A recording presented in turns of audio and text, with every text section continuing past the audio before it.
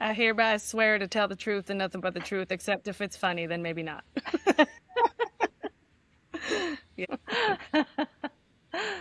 All right. Whew. Okay. So, welcome everyone to yet another episode of the Wyld Ways Plantcast.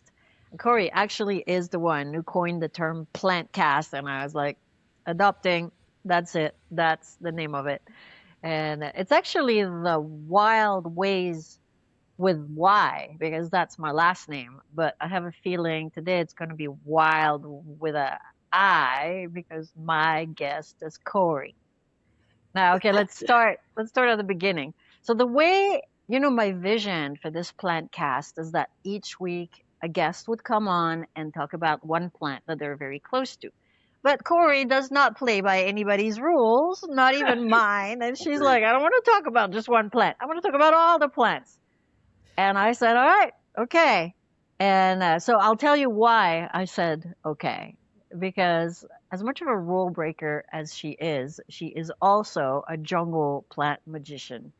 And when I lived in Costa Rica, she was 100% my emergency contact. It'd be like, help, I got dengue, what do I do? Or, I got lice, what do I pick? And she'd send me just like down the road, not even in the jungle, just like down the road and just pick these leaves and make a tea, put it on your head, drink it, boom, done. And so respect, I believe in the power of the Kori.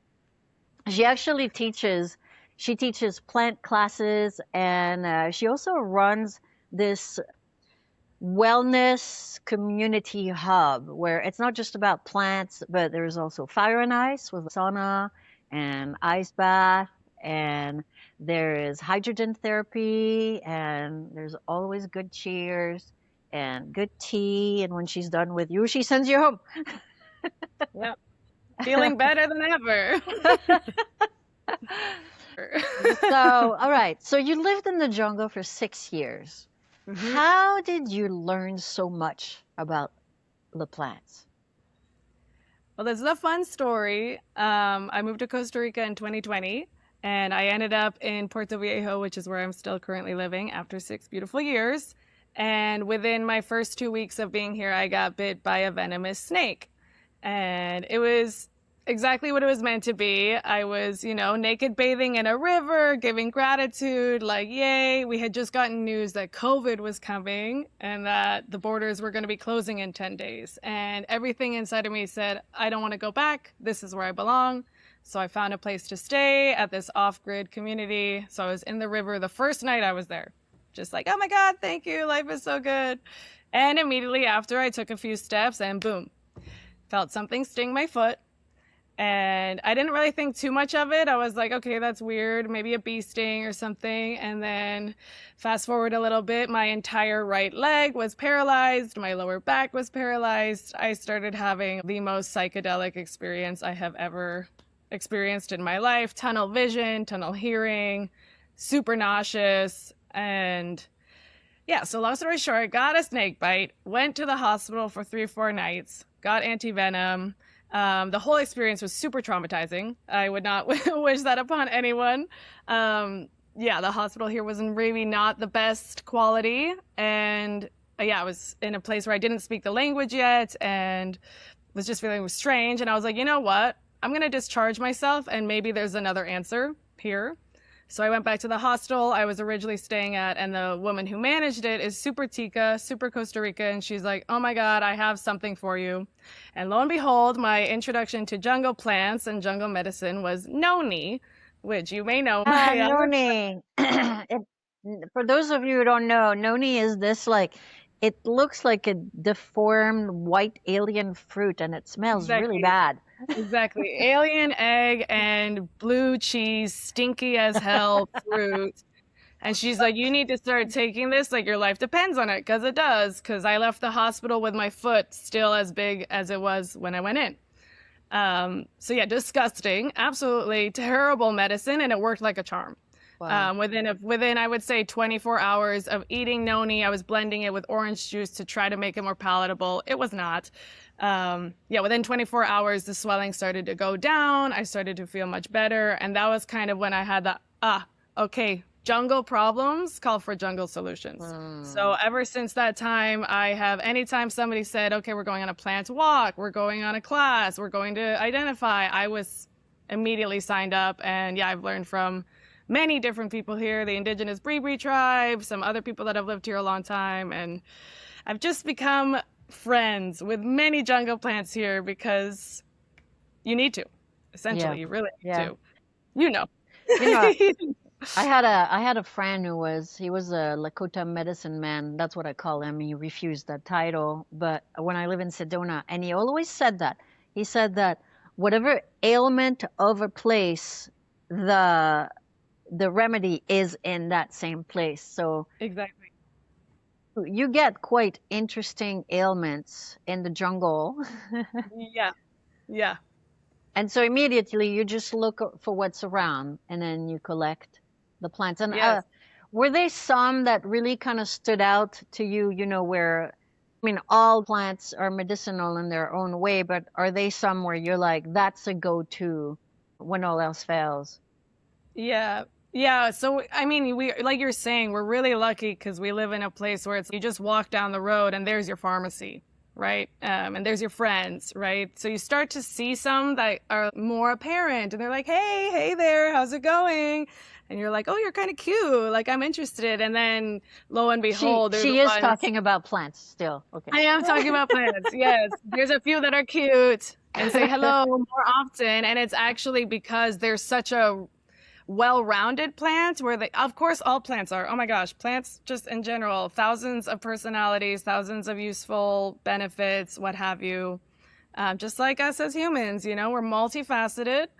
But yeah, there's definitely a handful, I would say, of 5 that I am drawn to just because my body gets special little jungle kisses. And I would say they're also the ones that a lot of people come to me when they have XYZ things going on. They're just very robust in what they can do for us and help us with.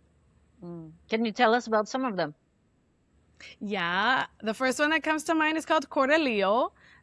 She has many names. Her name is Redhead, Scarlet Bush.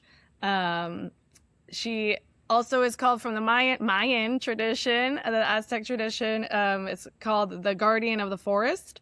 And that's largely because she's everywhere. On the roads, in the jungle, on the beach. She just can grow everywhere. She's this beautiful big bush. And she's very apparent. She's red. So it's a really great one to learn and to befriend because you'll never miss her. There's nothing else like her. She's just very, yeah, she's there. She's like Jessica Rabbit, like red, and she's just there.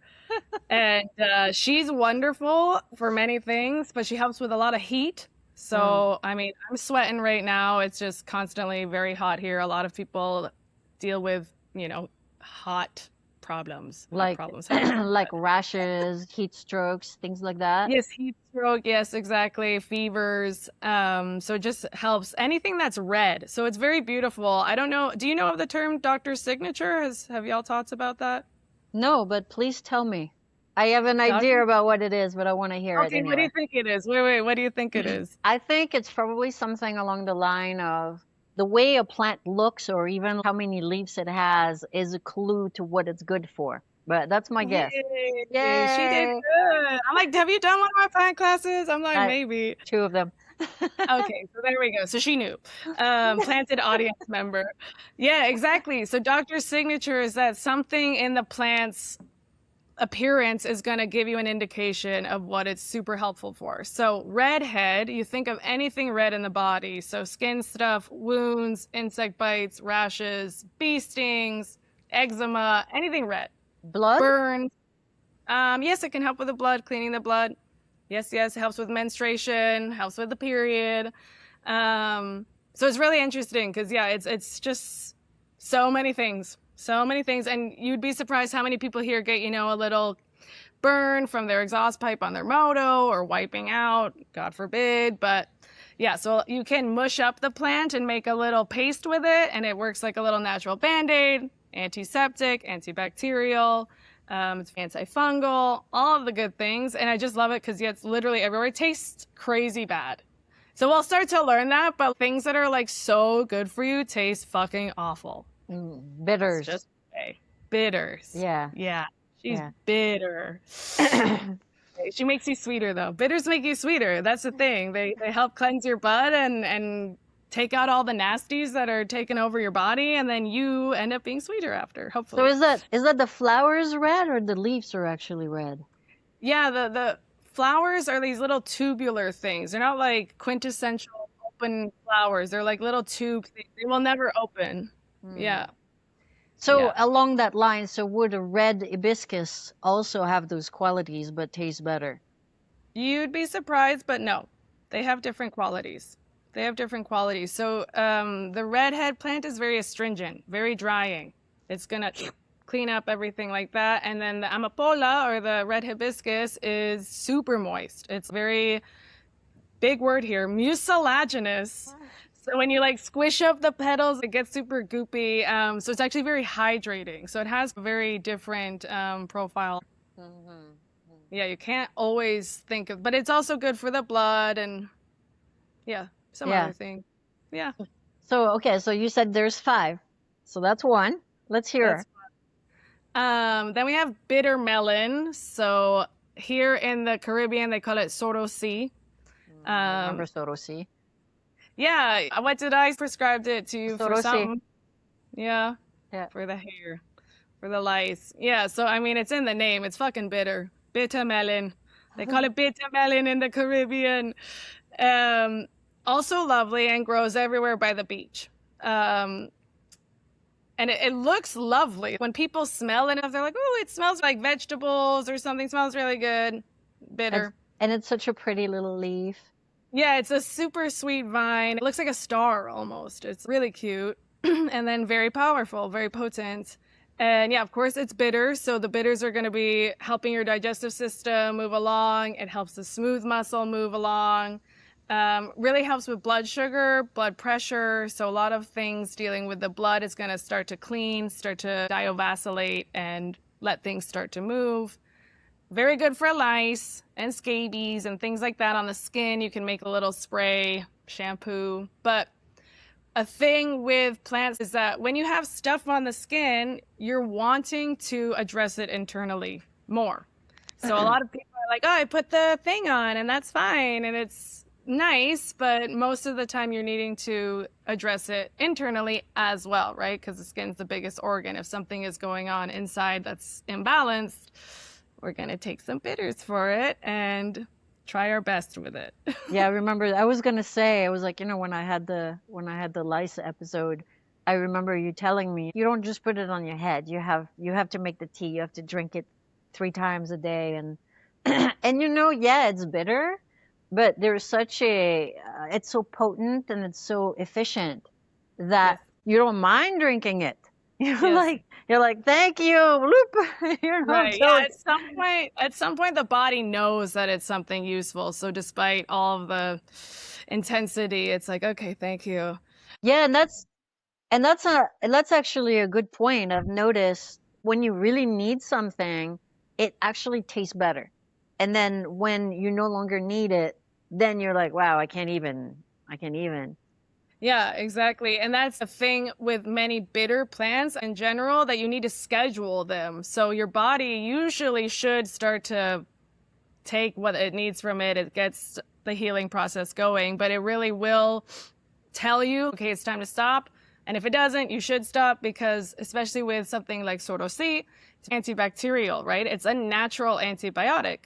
So you don't want to be taking it for too long of a time, because you risk depleting your own good bacteria, your microbiome. So it's fun working with plants, but you have to get like a little warning label of don't be drinking it every day, because everyone here is on their healing journey and trying to do the best. And, everything comes with a precaution. Yes. Yeah. All right. Number 3. Right. I want to say Chanca Piedra. Do you know that one? Yes. I remember it from one of your plant casts, but I don't plant class. I have a plant cast, but I don't remember much about it. Yeah. So Chanca Piedra is It's the smallest yet most mightiest plant I think I've ever come across so far. It's like this big. Usually, it can grow a little bit bigger when the conditions are different, but it's about this big. And they call it the natural Tylenol. And places like Brazil have tried to eradicate having chemical pills like acetaminophen and Tylenol, and instead they just capsule Chanca Piedra. So if you think of what Tylenol is good for, fevers, headaches, pain, Chanca Piedra is great for that. And in fact, it's 7 times stronger than the medicinal or the pharmaceutical ones. So yeah, super small but mighty. Love it. Its name actually translates to stone breaker. So if you think about stones in the body, very good at eradicating gallbladder stones, kidney stones, and not just disintegrating them, but because it's a pain reliever, it's very, very useful for the treatment of that. And yeah, great for kidneys, bladder, UTIs. It's also anti-parasitic and anti all the things, really. But I like this one too because it's not so bitter. It's a little more earthy, a little more green tea-y, and a little more mellow, like because it's so small, so little. And so most of those plants you make teas with, right? Oh yeah.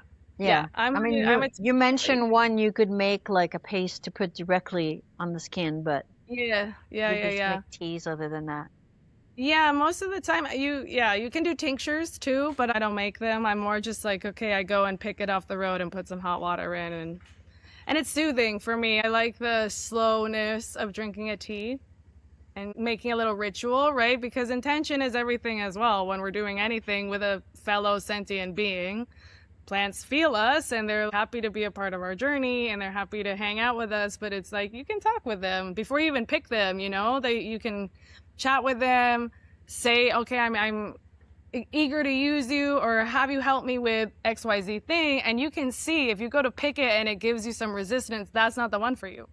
So you can go on to the next one and see if that one is willing to, be of service for you. So when you say resistance, you mean like you go to pick it and it doesn't come?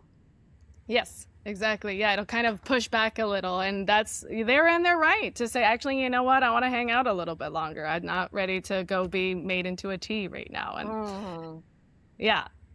So yeah, intention's great when you're picking, when you're infusing, making the teas, when you're drinking. I think it does energetically go a lot further than just absent-mindedly taking things. Because we do that. We're from the Western world. We want a quick fix. We want, a pill and then it's done. And I always tell people, herbal medicine is a feminine way of healing.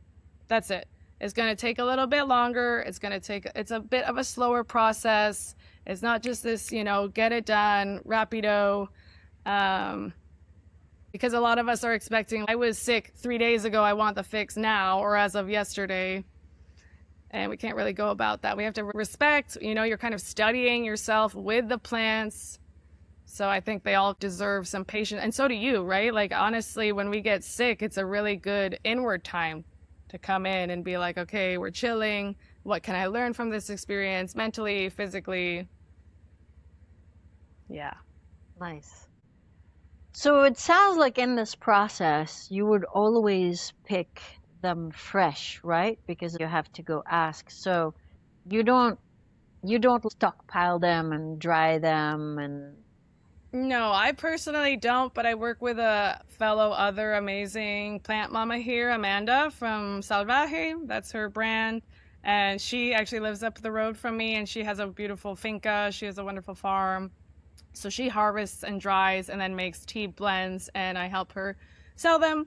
And with that, I do have access. So it's really useful because a few years ago when people were coming to me, they're like, and I would go run out and go pick a fresh thing and that's not sustainable. And I do think a little tea care package, great. And there's no shame in dried herbs compared to fresh herbs. I really don't see that much of a difference. If you have the luxury and the time and the know-how, sure, go pick yourself a tea. But even me, if I'm in a pinch, I'm like, get me that tea. It's amazing. So yeah, shouting out Amanda of Salvaje. She's got wonderful, potent tea blends and yeah, they're wonderful. So pretty much all the plants that you're talking about, and she crafts them Yeah, they're different blends. Each of them have about 5 or 6 blends, and she has them for specific things. But of course, like I said, all of the plants have a plethora of benefits. And some of them are also smokable. Some of them you can do yoni steams with. So they're super versatile. And yeah, I love sharing them with everybody. Do you smoke any of them? Once in a while, I don't normally get lung stuff, knock on wood. It's not really my thing that I get. But yeah, there's a really nice one that she has called Soy Aire. I am air. It's very useful. When a lot of people here do get lung things though, and they're smokers. They're definitely smokers here. So it's nice to offer them something that if they're already in the habit of smoking, they can add it and kind of fare a little better. Nice. All right. What's plant number 4? I'm going to say Ortiga Grande. So this is a stinging nettle plant that grows here, and it's not like ones in North America or Europe. The leaves are like this big, super thorny, of course, just like all nettles. They give you a bunch of little stinging kisses. And Ortiga Grande is phenomenal nutritionally. You can actually eat it, which is amazing. It's nice to have medicinal plants that aren't just bitter. I'm assuming, how do you cook the nettles out?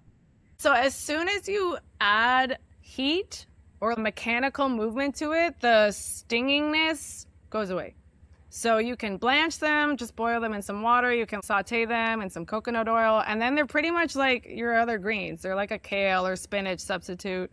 But they're really, really good for malnutrition and high in minerals like selenium. I don't even know what that is, but I know we don't get enough of it. There's not many foods that we eat that has minerals for us, right? So it's, yeah, if you walk into it and you're like, oh, and then you're like, okay, I'm taking it home for dinner. And that one's also very good for histamine problems. So a lot of people might have allergic reactions to bug stings here. Ants are very prevalent, as I'm sure you remember. So yeah, drinking it or taking a tincture of it, like very, very useful. Some women actually get histamine problems during their period or when their period's coming. Estrogen kind of affects their histamine. So it's a really great way to level it out. What else? Yeah, I don't know. Ortiga Grande is great. I love it. All right, we go plant number 5, and then I'll ask you something else because I have got a question. Plant number 5. Well, I have to say Noni. I mean, I can't be Noni. introducing Noni. I mean, I'm going to be honest. I do not use it religiously like the other ones. I definitely hang out with a lot more, but Noni, I still have so much respect and gratitude for literally saving my life. So yeah, like I feel like I want to like have it on show and tell because it's just so strange looking. So strange. It truly looks like an alien egg. And it smells disgusting. Just like blue cheese. That's what it's called, the blue cheese stinky fruit. And not many people here are eating it willingly, I would say. But some people here ferment it and they make it into a juice. Or if you're really in a pinch, you can blend it with some orange juice like I was doing. Yeah, it's strong. But it is very anti-inflammatory, super good for the immune system. And I think like with the doctor's signature, it looks like an immune system cell. You know, it's like white and spongy looking and strange. I get like the heebie-jeebies about it. I'm like, that's respect. I'm in reverence. Yeah, it's rich in vitamin C. Yeah. So do you grow any of those plants on purpose, or is it not even worth it because you can just go down the road and they're everywhere? Yeah, the ones I mentioned, they grow everywhere, thank gosh. My partner and I, we grow sweet plants in our garden because we do run the saunas. So they're herbal steam saunas, and we infuse the sauna with sweet plants to get the essence of their sweetness. So we have lemongrass, Juani Lama, which is like a jungle lemon balm, and then the African tree basil. So all 3 of these plants, super sweet smelling, delicious, divine, and very good for the nervous system. So we use that as a way for mellowing out ourselves, people that come here. But all the other ones, they just grow wherever they want to. But yeah, I think I was mentioning to you that it's very interesting, and this is might not be a very known fact, but there's this concept that if you pee outside, which more people should be doing, let's be honest, it's good for the soil. If you pee outside more often, your urine will mix with the constituents of the soil and start to grow things that your body needs, which is mind-blowing information, but actually makes sense, right? So if Yeah. you think of that the earth is our mother and she just wants us to thrive and feel our best, of course, if we have things going on in our constitution, in our body, and we pee, and hey, maybe we're missing some certain nutrients, vitamins, or maybe we have a little sickness going on. In theory, if you're doing that enough, it's going to start growing things that you need. And I was very skeptical of hearing that, but in our old house, we had just moved there, and I was very devastated because at our old house, we had a really robust garden that just started growing randomly. And I was like, oh, this is amazing. Like a wild basil, really delicious, sweet wild basil started growing, and some others, Chanca Piedra. It was lovely, easy. Then we had to move house. And then we have an outdoor shower. Of course, we're going to be peeing in the shower, as you do. And within a month, all of the same plants started to grow again. And a papaya, actually. We actually were gifted a wild shower papaya as well. Yeah, very interesting. I'm like, I'm sure the internet will not verify these results, but we've lived it, we've heard it. So my prescription for everyone is if you can go pee outside a little bit more, rinse it after. It's fine. You can be I less feral about it, but I knew a woman who she grew specific medicinal marijuana, so it was like that plant for that person.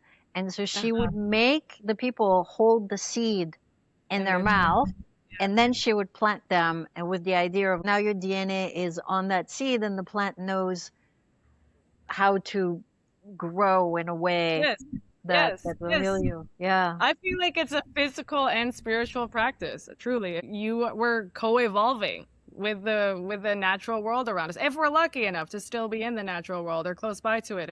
If you sit down and watch a little bit more, you would be very pleasantly surprised how much it's in your favor. Yes. Yeah. Good reminder. Thank you. Yeah. Yeah. So your papaya tree just started growing Yeah, like out it of nowhere. did. And I'm not a papaya fan. I'm going to be honest. I'm one of the rare people that doesn't love papaya, but something about this one, I was like, I have to. It was gifted to us, and it was the best papaya I've ever had in my life. The sweetest, sweetest little papaya. It did die shortly after from a rainstorm, but we got 8 or 10 papayas off of it from doing nothing. Yeah, I remember that's what you sent me to when I had dengue. Papaya leaves. Yes, papaya leaf juice. It's that face. That face. Yeah. So sorry. So Yeah, sorry. but that worked though. Yeah, right? Yeah. It's like it tastes awful and it works. Yeah, and especially something like dengue. I have a friend who just got it in Cambodia. She was in bed for 2 weeks, and there's none of the Western medicine can even touch papaya leaves. There's no cure for it, let's say. Dengue is just kind of, you have to manage symptoms and that's all. And the papaya leaf juice specifically it elevates your platelet levels, which is what dengue affects. Your immune system is really going crazy. And yeah, would never wish it upon anyone, but otherwise get your papaya leaf juice and Chanca Piedra for the pain. And that's Yes. it. I really love what you've been saying so far. Like you give pieces of wisdom that are valid all around the world. I only got into plant information more here because my life depended on it. And I'm just so curious what other people around the world, if they, took a 1, 2, 3 day course, how much they would see that lives around them at the park, at here. Like dandelion, for example. Dandelion's a crazy medicinal, nutritious thing, and it's a weed. That's the thing. So a lot of people, even here in the Caribbean, a lot of people don't know the benefits of the plants and they think they're weeds, right? So they'll cut them all down. And that's where I'm hoping by each person I talk to, it's like, hey, that's a friend. That's a friend. You don't want to be cutting it down. I'm born on Earth Day, right? So my whole MO of life is preservation, sustainability, like giving love to our mama. We're nothing without her, right? And unfortunately, we've gotten a little too metropolitan right? And I think even in the city, you can have access to knowledge. As long as you have knowledge, you have healing. You can make the choice. You can have, I'm not against allopathic medicine or Western medicine at all, but I do think a lot of what we have is synthesized from plants, especially in the jungle. So if we could go about our lives infusing our life with more plants, I think it's for the best, right? Everybody could benefit. Kids getting in the dirt helps your mental health. Playing with plants helps your mental health. It's not just physical health. It's like being exposed to nature is the best cure. And you don't even know what you're curing, but it's the best cure. Yeah, I love what you said about the dandelions. I was just walking through a field of dandelion, and I was like, I need to find somebody to make an episode about dandelions because I Yes, think it's one of the most magical plants. And you're yes. right, like people just disregard it or cut it or Weeds. They're weeds. That's like throw the whole away. thing. It's like kill them. They're weeds, but they're actually the first pollinators for the bees. They're the first and last. Yeah, I I don't know. mean, the It's root, all a lie. the root can make tea. The leaves are edible. The seeds can make your wishes come true. Yeah, they're so cute.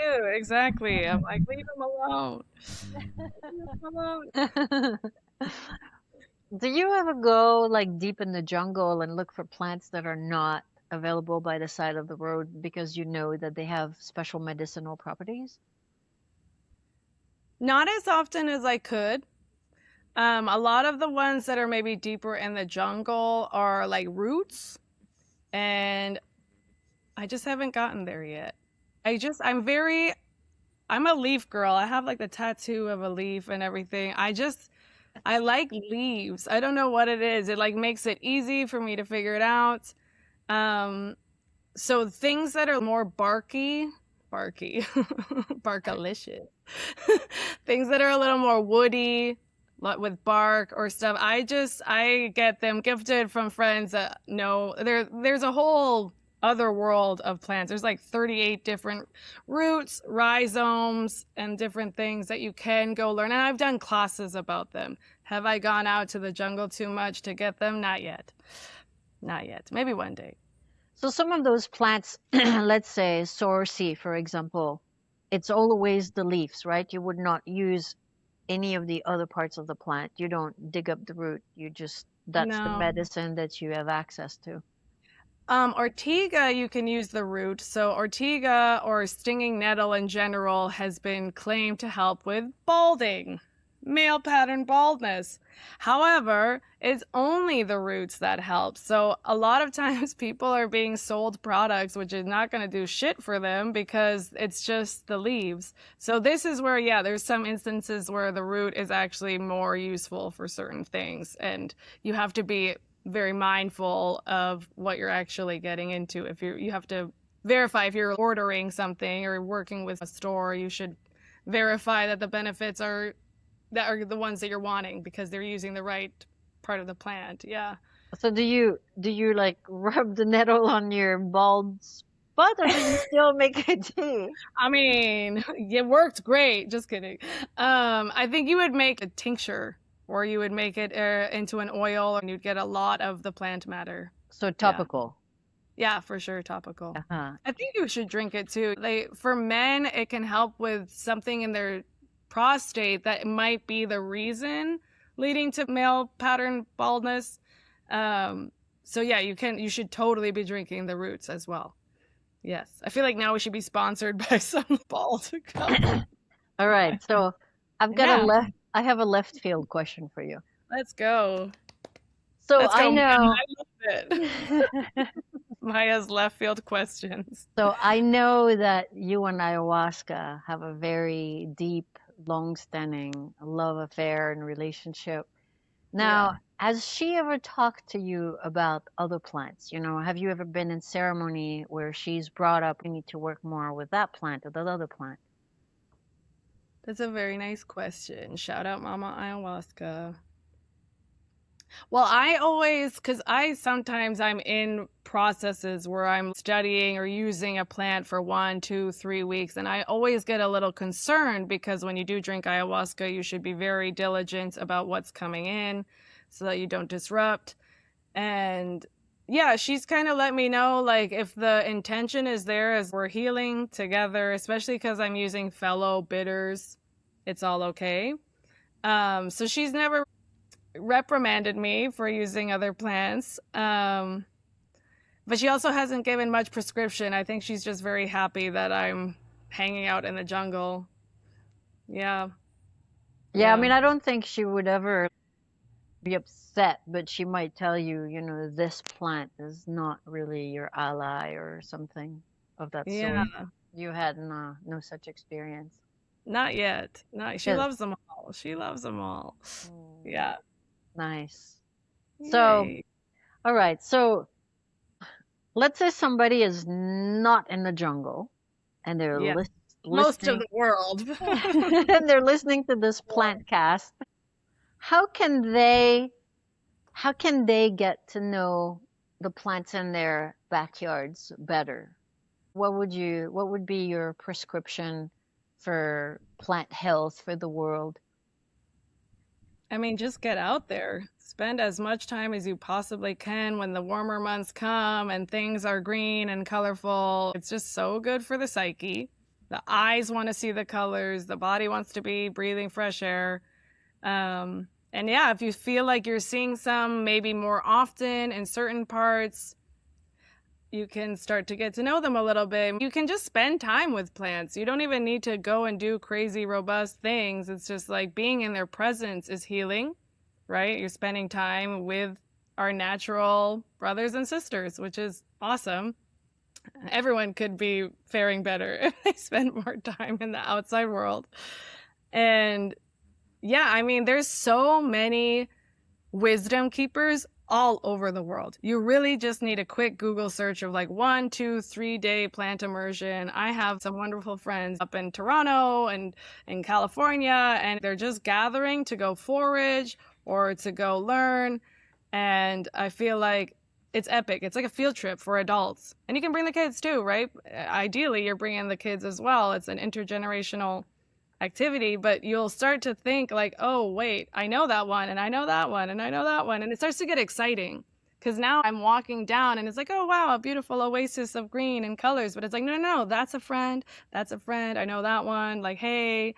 And I think if people took the time to just, yeah, study a little bit, books are great. I personally love the in-person stuff. I just think you get the verification of yes, that is that. You can ask questions, and I just think it's one of the most beautiful things of being human is sharing wisdom together, IRL or online if you have to, but getting outside together, sharing the wisdom, asking questions, and learning together. It's ideal. So yeah, that's the Do you ever have any concern that, you might ingest a plant that I've seen into the wild and, you eat you eat the wrong plant and that was that?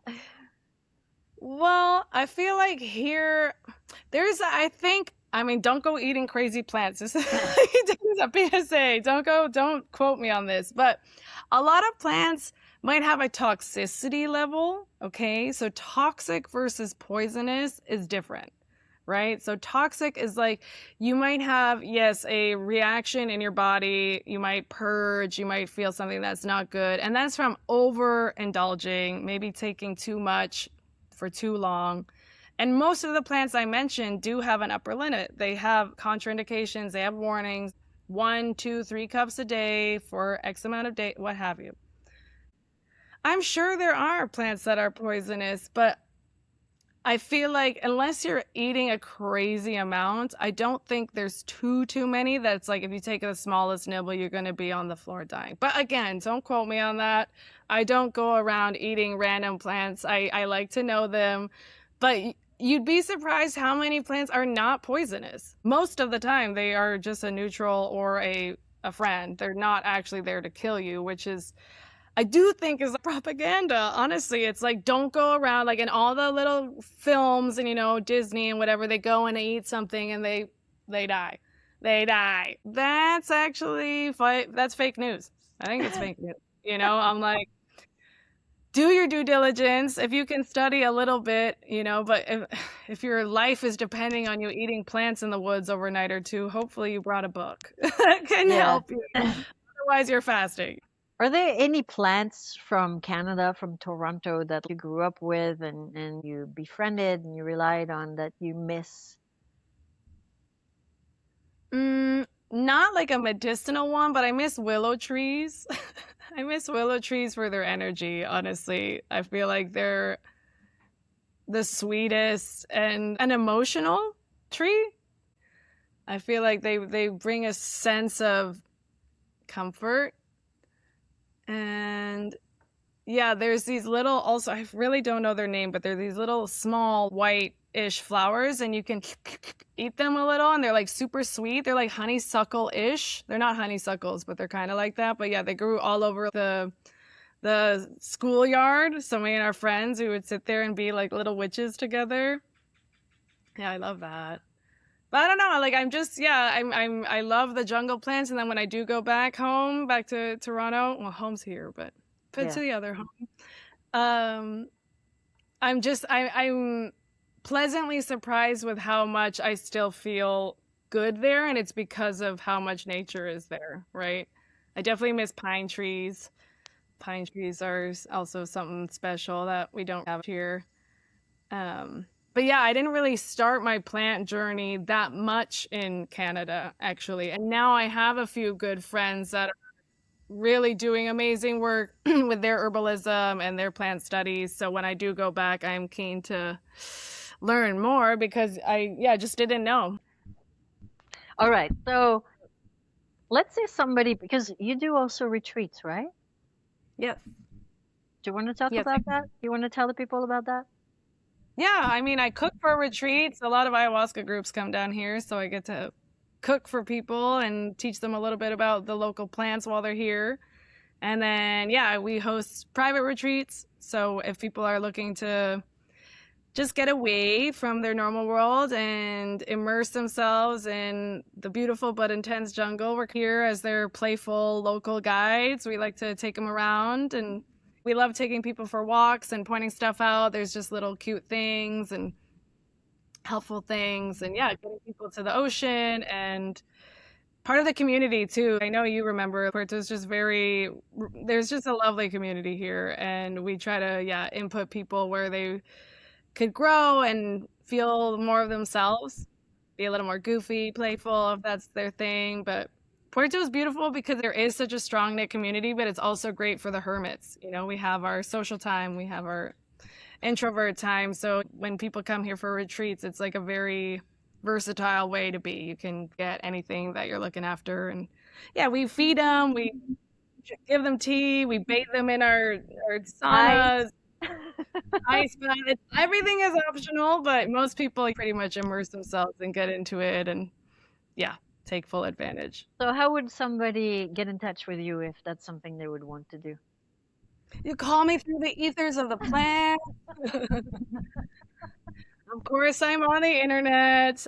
We have a little Instagram for our business. It's called Selva Alquimia, which is the Spanish word for jungle alchemy. We can link this in here. We will. And I have a Instagram as well called Feel Good Free with 3 E's, and that's for all of the ecstatic dancing and community gatherings that we do as well. And yeah, you can find me somewhere hidden in the jungle. Only Yeah, come looking for me if you're weird and cool, you know? yeah, I'll put all the links so they can find you. All right. Yeah. You've got any last wisdom to leave us with? Just stay curious. I mean, life wants you to be playful. Life wants you to have childlike curiosity. It wants you to get out there and have fun. And yeah, just start to make more connections with the outside world and the people that exist around you because we're all better for it. In a world of social isolation and busyness, the antidote is slow connection, slow, deep connection. Yeah. And have some fun, God damn it. Have some fun. Oh my gosh. Get together with friends and have a laugh attack, okay? Kori, you're the best. Yay. Thank you so much for the wisdom you brought.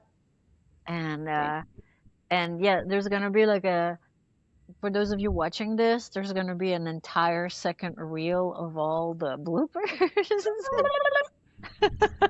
We're full of them. Like, that's what life is. We try our best. I'm surprised at how eloquent we were after all of it. The jungle dogs and motorcycles and boyfriends running around. Yes. Thank you We did so much. it. Thank you Thank so much. you. All right. Plantcast episode 5.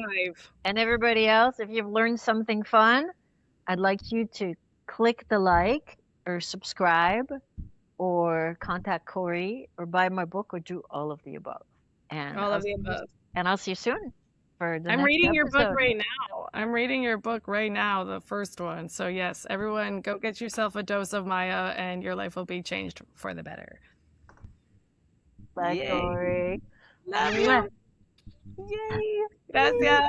Yay. Ciao, Love you. amor. Ciao.